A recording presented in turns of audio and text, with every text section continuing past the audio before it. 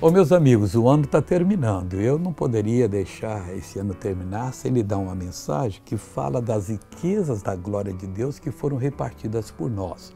Romanos capítulo 9, 24 diz assim: os quais somos nós, os vasos que são portadores das riquezas da glória de Deus, a quem também chamou, não só dentre os judeus, mas também dentre os gentios, que não importa onde você estava, talvez na feitiçaria, talvez na idolatria, talvez em uma religião não cristã, onde Jesus não era invocado e você vivia como cego às apalpadelas, tentando encontrar Deus e não encontrava, mas agora você é um vaso precioso em que as riquezas da glória de Deus estão colocadas em você.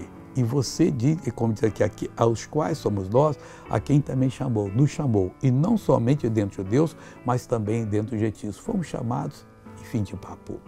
Veja essa pessoa que foi abençoada. Não, estava secando, pastor. Secando? Secando. Aí começou a defeituar tudo, aí ficou assim, ó.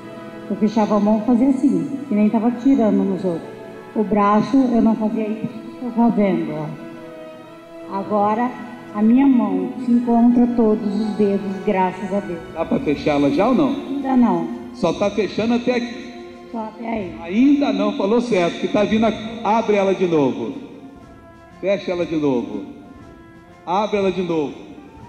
Deus está operando aqui. Mas bem calma, fecha ela de novo. Ó, já está quase fechando.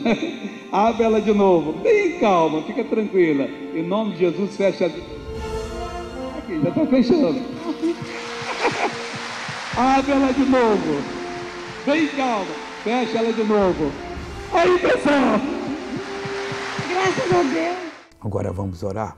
Pai, estamos terminando um ano agradecendo a Ti por esse período de nossa vida que desfrutamos na Tua presença. Pai, queremos um ano novo, cheio de felicidade, de bênção, no temor do Senhor, como vaso de honra para carregar as riquezas da Tua glória.